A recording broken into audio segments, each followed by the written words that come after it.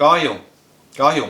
Tuleb põletada küünlaid, sest esimest korda külastasin poodi, kus ei müüda suuri passiivkõlareid, võimendeid, receivereid. Jutt käib siis elektroonikapoest, üldelektroonikapoest suurest.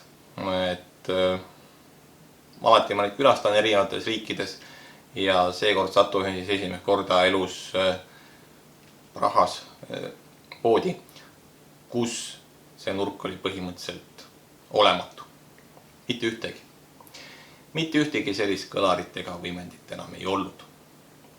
Ja ma arvan, et selle kurva sündmuse puhul tasub põletada mõni küünal.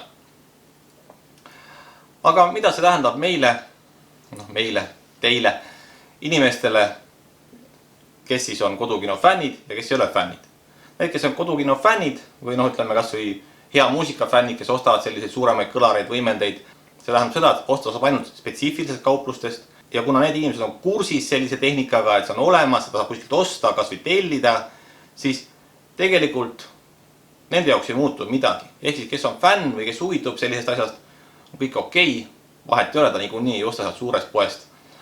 Aga need inimesed, kes ei tea ei sellisest stereokõlaritest, suurtest kodukinokõlaritest, võimenditest, ei tea mitte midagi, siis nende jaoks tähendab seda, et nad nüüd teevad veel vähem. Kui muidu läheks poodi, isegi kui ei osta, sa näed, ahah, sellised asjad on olemas, okei, ma ei osta, või kallis või mis iganes, aga sa tead, et on olemas, siis nüüd tuleb peale aeg, kus sa isegi ei näe seda tavalises elektroonikapoes. Ehk siis ongi kõik. Kui sõbral ei ole ja sa internetis juhusikult ei kobista sellise asja otsa, äkki huvitab sind ja sa loed selle kohta midagi, siis see tähendabki seda, et sa ei saa sellest mitte midagi teada ja arvad, et kas siis see plastmassist kõik ühes kodukinokomplekt või mõni Bluetooth kõlar, et see ongi maailma kõige parem asi. Ja ilmselt selline põlvkond on nüüd siin meil peale kasvamas. Eks ta juba kasvabki tegelikult. Ja kahju, tõesti kahju, aga midagi pole teha, kuna nõudlus on aina väiksem ja nii-öelda siis disainerid ja stilistid, kes siis kodusid disainivad, on see siis spetsiaalne tööjõud või siis oma pereliige, soovivad näha ilusaid, väikseid kõlareid või parem üldse mitte sellist asja näha. Et nii see kahjuks on ja selline turg on aina ja aina väiksem. Ja mul on selle üle väga kurb meel, väga kurb meel. Aga elu läheb edasi. Jätkuvalt toodetakse ikkagi normaalset tehnikat ka, mitte ainult neid plastmassist kökatseid. Ja sellisest üldelektroonikapoest ei müügimehed oska neid müüa ja inimesed ei saa osta, sest nad on kallid ja nii-öelda koledad. Ja olegi midagi. Lips läbi sellisel tõsisemal, kobedamal tehnikal. Kas see tuleb tagasi?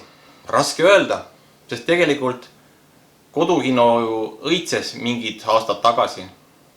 Ma ütleks, et võib-olla siin 10 või rohkem aastat tagasi, võib-olla jah, rohkem, siis kui ta tuli tegelikult, siis kui tekkisid DVD-plaadid ja selline, ütleme seal 2000 kanti, siis osteti kas või neid kõik ühes kodukinokomplekte, kes sai ostis midagi paremat, kõik tahtsid seda ägedat kodukino heli, siis nüüd on paraku see turg kadunud, inimesi enam ei huvita, ega kõik ei peagi huvitama, aga selge on see, et nüüd muutub see olukord veel kehvemaks, veel halvemaks ja nooremad inimesed teavad sellest veelgi vähem, saavadki sellest veelgi vähem teada ja kui neid selle rajale ei suunata, siis polegi midagi teha. Nii-öelda kadunud. Nad on kadunud nii korraliku stereoheli jaoks kui kodukino jaoks, kõige sellise jaoks. Nii et jah, mis siis ikka? Soovin kõikidele, kes te huvitute heast helist, jõudu seda kuulamaks ja nautimaks ja äkki suudate ka kellegi pöörata sinna usku, et selline heli, need suured ja koledad kõlarid oleks väärt ostmist. Kõike head teile, olge mõnusad, näeme uues videos.